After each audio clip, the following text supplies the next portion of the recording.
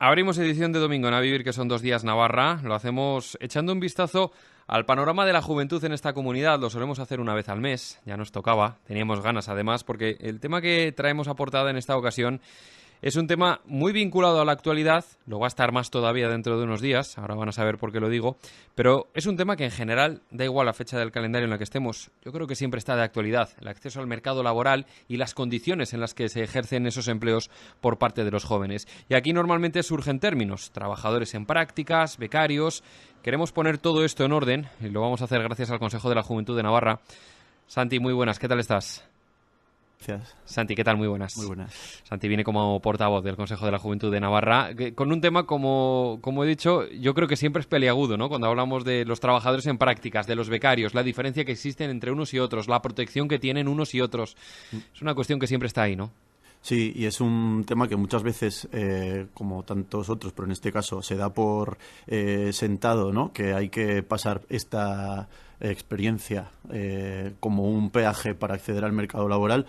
Y bueno, cuando realmente se dan una serie de problemas o de situaciones que no deberíamos por darlas como supuestas y que deberíamos afrontarlas, ¿no? Claro, y además es un peaje que vamos a decir que se ha convertido en obligatorio, porque en los perfiles curriculares ya se exigen, ¿no? Ese trabajo como parte de esa formación universitaria, las prácticas tienen que estar ahí. Sí, universitaria y no universitaria también, ¿no? Ahora estábamos hablando, cuando hablamos de prácticas o de becas no hablamos de un solo tipo, ¿no? Existen diferentes tipos. Están esas prácticas curriculares, tanto a nivel universitario como de formación profesional, que son las que tienes que hacer obligatoriamente como parte de tus estudios, como parte de tu currículum escolar, digamos, ¿no? Y luego están otras prácticas adicionales que no forman parte de tu plan de estudios, sino que son voluntarias, digamos, ¿no? Que serían las prácticas extracurriculares y las prácticas ya para personas tituladas, ¿no? Que es casi como un contrasentido, porque claro, si soy una persona titulada tengo que seguir haciendo prácticas y no me haces un contrato laboral. Y en función de cada una de ellas nos podemos encontrar diferentes problemas y diferentes situaciones, ¿no? Sí, diferentes realidades que afectan a los jóvenes. Hay veces que uno se pierde, ¿no? En este mare magnum de nombres, de apelativos, de términos y de definiciones de esos términos. No sabemos si es lo mismo un becario que un trabajador en prácticas, si tienen las mismas condiciones, si no las tienen, existen diferenciaciones entre todos esos términos, ¿no? Sí, dentro de esas prácticas que hablábamos ahora, una persona, una estudiante en prácticas, se le llamaría cuando participa en cualquiera de esos tipos de prácticas, pero si además está cobrando una cantidad, la que sea, como contraprestación, en ese caso ya es cuando hablamos de una persona becaria, que en algunos casos es obligatorio el recibir esa contraprestación, cuando son personas tituladas, que es una contraprestación mínima, ¿no? La que obliga la ley, pero hay otras como las curriculares y las extracurriculares en las que no hay obligación de pagar nada.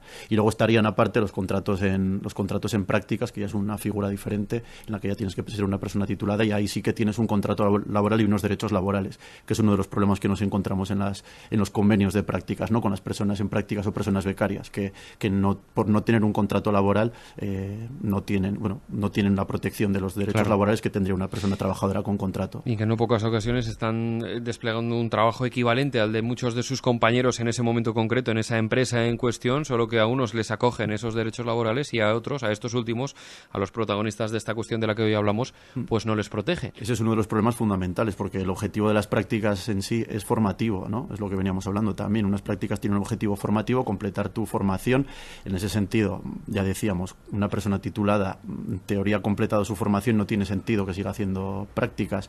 En los otros dos casos, en las prácticas curriculares y en las extracurriculares, lo mismo. Estás estudiando, el objetivo es completar tu formación, pero luego en algunos casos, no sabemos en cuántos, porque uno de los problemas en este tema es que hay muy poca transparencia, muy poca publicidad de datos, sobre todo en las prácticas extracurriculares, en esas que son optativas, digamos, o que no forman parte de tu plan de estudios. Vemos que es un espacio en el que hay unas condiciones favorables, aunque la palabra igual no es la más adecuada, para que se produzca un fraude por parte de las empresas y se utilicen esas prácticas para sustituir puestos de trabajo. En vez de contratar a una persona con un contrato laboral, utilizo una persona en prácticas durante el verano, que no le voy a tener que pagar nada y no va a tener unos derechos laborales como debería tener para desarrollar esas funciones, ¿no? Y no deja de emplearse a ese trabajador como mera mano de obra encima, sin recibir ninguna contraprestación y, lo que es casi más importante y más grave, sin tener ningún tipo de derecho en ese plano.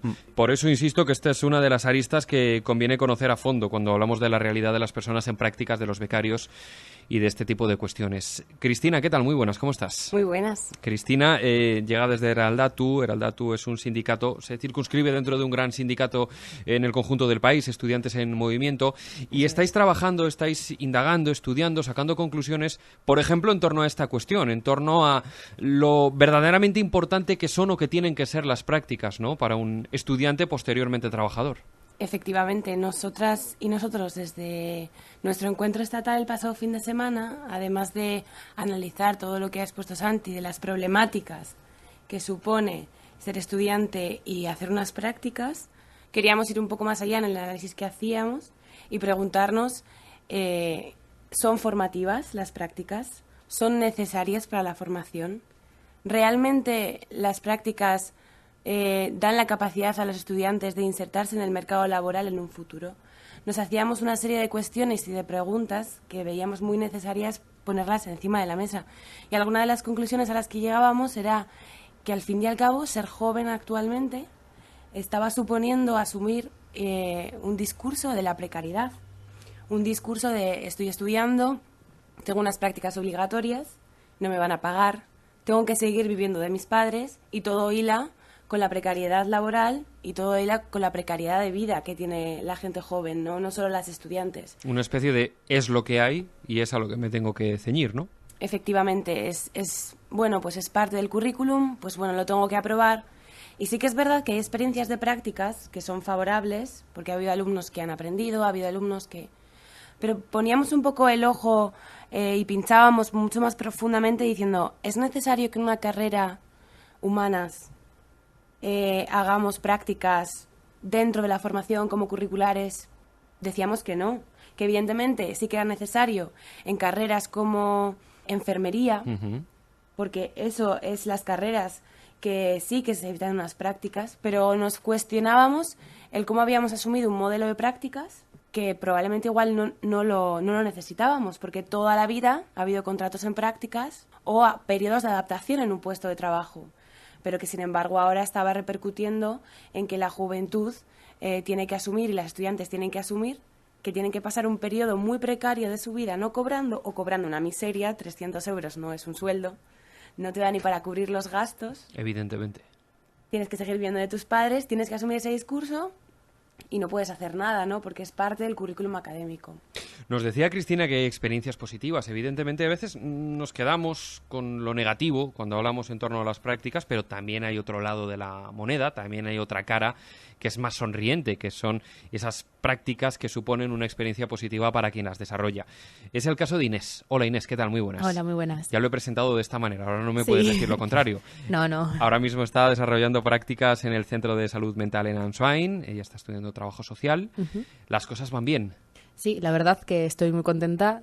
Sí que tengo la suerte que desde la Universidad Pública de Navarra, desde trabajo social, las prácticas están muy bien organizadas. Contamos con un tutor o una tutora dentro del centro de prácticas en el que estamos, y también dentro de nuestra parte de la universidad, de nuestras clases. Entonces, el seguimiento que llevamos es bastante completo y continuo. Sí que es verdad, un poco a lo que ha dicho Cristina, hay estudios en los que igual este tipo de prácticas son necesarios, por ejemplo en mi caso, y hay otros en los que igual se podría replantear otro tipo de formación. En mi caso la experiencia es muy buena, el seguimiento y el control es total, y la formación y el aprendizaje que estoy desarrollando me va a servir para mi futuro laboral, sin duda. Es una experiencia que igual dentro de las clases teóricas no podría haber obtenido. Entonces, muy contenta por ese lado. Sí que es verdad que cabe replantear que si en mi caso las prácticas se están desarrollando de esta manera, de manera positiva, ¿por qué no en el resto de carreras también se pueden desarrollar de carácter positivo y existan casos que no lo son, que son más negativos en ese aspecto? No es por buscar una respuesta a esa pregunta que lanza Inés, pero sí que es cierto que es un dato y que hay que tenerlo en cuenta. Ella está haciendo esas prácticas en el Centro de Salud Mental Answine, perteneciente al sistema público. Por lo tanto, seguramente, Santi, eso facilita a que la labor, vamos a decir, se encuadre más milimétricamente, no se puedan salir de la norma o de lo establecido jurídicamente de la ley y no haya experiencias negativas, que enseguida te voy a preguntar por ellas porque también las hay, ¿no? Sí, bueno, lo comentaba ella, y es un punto que sea el sistema público de salud, ¿no? Pero por otro lado también lo fundamental en este caso es que desde su departamento hay un protocolo muy concreto con unas pautas y con una tutorización y con un seguimiento y con un control de calidad, por ejemplo, una evaluación muy bien establecida y con un recorrido, ¿no? Y es esa duda de si en este caso es así. Porque hay otros casos en los que se ponen las condiciones para que realmente se produzca un fraude, ¿no? Porque no puede existir un protocolo único y compartido a partir de casos de buenas prácticas como estos, que sea extensible en este caso pues a toda la universidad pública, por ejemplo, o a todas las prácticas. ¿Y qué sospecháis en ese sentido? ¿Por qué creéis que esto sucede? Porque la lógica nos dice que si en unas carreras y con un tipo de prácticas funciona, tendría que ser así en todas, ¿no? Ya, pero luego te encuentras la realidad, ¿no? Y lo comentábamos también. Hoy íbamos a estar más gente aquí hablando, pero ha habido personas que o han vivido hace poco o están viviendo en estos momentos prácticas en las que ellos consideran que claramente están siendo utilizados para sustituir un puesto de trabajo y en el último momento han preferido no venir por el miedo a repercutirá sobre el curso en la universidad que estoy haciendo, o el hecho de denunciar mi situación igual puede provocar más adelante tener una X claro. que me... ¿no? Se ha marcado. Tristemente eso es cierto, Cristina. Yo no sé si vosotros en el Aldatu, en el sindicato, tenéis constancia o noticias de personas que, como dice Santi, viven esa situación de hasta cierto punto miedo. Es decir, yo tengo que hacer mis prácticas, las voy a hacer, no voy a molestar a nadie, no voy a dar guerra para que nadie me mire raro, me lo termino, me lo quito de encima y se acabó. Hombre, somos estudiantes y esos casos los vemos diariamente. El problema es que en estos casos concretos el silencio siempre impera, ¿no? Porque tienes condicionantes que te hacen que, bueno, pues igual si trago esto, mañana en mi currículum lo puedo poner y puedo acceder a un trabajo mejor y puedo acceder a un sueldo. Claro, ¿qué consejos hay que dar a las personas que están en esa situación? Esas personas, como decía Santi, que hoy podían habernos acompañado, pero que a última hora, precisamente por ese temor, se han dado la vuelta. Es un trabajo muy complicado, sobre todo por esa situación de vulnerabilidad, ¿no? que estábamos planteando.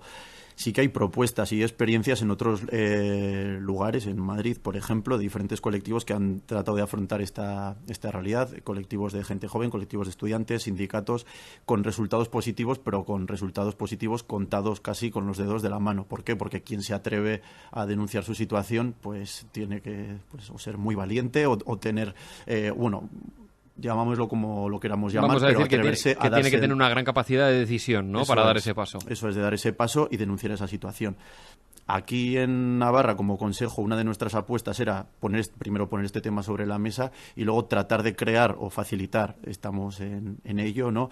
Determinados mecanismos o determinados canales para que quien quiera, lo primero, para sensibilizar a la gente que las esté realizando y luego, por otro lado, para que quien quiera pueda tener canales efectivos de denuncia. No es fácil, por un lado, por el valor que hace falta para dar ese paso y luego por otro lado por el desconocimiento que hay de todo ese proceso que habría que dar para poder denunciar tu situación. Ya sería un paso el poder conocer, aunque fuera de forma anónima, qué situaciones se van dando, porque como decía, la falta de transparencia es total. Claro. Y luego por otro lado, tanto con colectivos de estudiantes en la universidad pública como con sindicatos, se está trabajando en tratar de crear primero una sensibilización y luego unos canales que permitan a quien dé ese paso denunciar.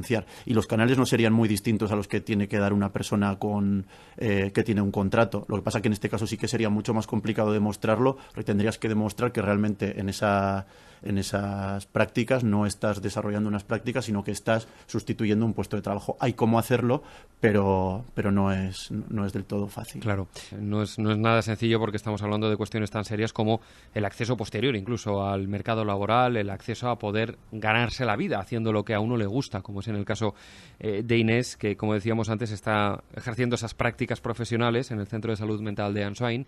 Inés, ¿cómo es un día normal en tus prácticas? Pues yo soy la sombra de mi tutora allá en el centro, entonces voy a donde ella vaya, la verdad. Pues depende del día. Generalmente participo en las reuniones de equipo como profesional de trabajo social junto al resto de psiquiatras, psicólogos, enfermería, auxiliares, administrativas, con todo el equipo. No participo activamente, mi función sobre todo es observar y aprender. Pero ahora que ya llevo 2 meses dentro del centro, ya digamos que empiezo a tener un poquito más de autonomía y empiezo a tener más responsabilidad y a desarrollar pequeñas cositas que en un futuro laboral voy a tener plena responsabilidad de hacer. Claro. Pequeñas cosas como recopilación de entrevistas, datos, informes, llamadas, pero bueno, por algo se empieza. Lógicamente hay que empezar por algo y esto le está sirviendo y mucho a Inés y en la misma situación de Inés muchos trabajadores en prácticas. Todo esto lo hemos traído a primera página de la actualidad, Santi, porque este próximo martes es día 1 de mayo y es Día del Trabajador. Pero es que una semana después, todo esto lo sabemos todos, el 1 de mayo es una fecha muy señalada y muy en rojo en el calendario, pero es que, insisto, una semana después, el día 8 de mayo, se celebra el Día del Trabajador en prácticas, el Día del Trabajador Becario, lo vamos a decir así. Esto quizás no se sepa tanto, ¿no?, que existe un día también para ellos. Sí, ahí está, no deja de ser algo testimonial y bueno, ahí también queda clara la diferencia, ¿no?, que existe un día para personas trabajadoras y otro día para personas trabajadoras. Cosa que no sé si me parece demasiado bien, ¿no?, ¿verdad? Ya establecer esa diferencia parece que lo hacemos parte de nuestro ADN, de que ya de por sí establecemos una diferencia entre ambos y no, estamos hablando de trabajadores. Otra cosa es el apellido que tengan. En realidad no debería ser así, ¿no?, porque una persona que como becaria debería ser una persona que está en formación. Claro. Pero luego la realidad, como vemos, son trabajadores con todas las de la ley. Trabajadores y trabajadoras como cualquier otra, ¿no?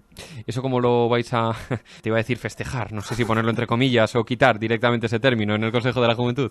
Sí, bueno, así como en otros años sí que a través de algunas iniciativas que han surgido específicas para ese día sí que se han dado actos, o más que actos, acciones concretas, ¿no? Un poco en torno a ese día. Sí que durante el último año y medio más o menos sí que se ha puesto porque está fuera una línea de trabajo estructural dentro del Consejo para abordar una situación más amplia, ¿no?, como decía Cristina antes, de la precariedad laboral y vital de las personas jóvenes, ¿no? Y sí que inicialmente se realizó un trabajo un poco más institucional en el que se trató de poner sobre la mesa este tema y plantear una serie de soluciones, y sí que ahora estamos ya abandonando más esa vía institucional, que bueno, los pasos que se podían dar en principio por ahora parece que están cumplidos, y sí que vemos que lo fundamental es pues bueno, el trabajo desde las estudiantes, desde los estudiantes, tanto a nivel individual como a nivel asociativo, ¿no?, desde Oeraldatu o Ikasle también dentro de la UMNA, o el Consejo de Estudiantes de la UMNA. Bueno, los sindicatos también que tienen su función importante, claro. Pero el tratar de dar pasos ya más desde la práctica, que bueno, la vía institucional ahí está, y ya como digo, se dieron ciertos pasos, pero sí que vemos que no debe ser algo que se quede en el trabajo de un solo día conmemorativo, sino que realmente hace falta un trabajo de largo recorrido e intenso para conseguir dar algún paso en este sentido. Ojalá que se den esos pasos, aunque sean cortitos, pero que se den, y que se den con regularidad, y sobre todo que sean pisadas fuertes, que dejen huella. Eso sería lo más interesante para todos. Cristina, desde Eraldatu, gracias por acudir a la llamada de la cadena SER, gracias por contarnos vuestra labor y a seguir adelante en ese trabajo de campo del que nos hablaba Santi. Muchas gracias. Lo mismo le decimos a Inés. ¿Hasta cuándo tienes las prácticas? Junio. Hasta junio. Sí. O sea que ya no te queda nada. Bueno, hay que aprovecharlas. Hay que seguir aprovechando, Eso es. Cada minuto vendrá bien para el futuro. Gracias por acompañarnos, que vaya muy bien en el futuro. Santi, Consejo de la Juventud de Navarra, como siempre, las puertas de este estudio, de esta casa, están abiertas a los jóvenes. Vosotros podéis pasar sin llamar cada vez que queráis, así que os esperamos en una próxima ocasión. Gracias por venir. Muchas gracias.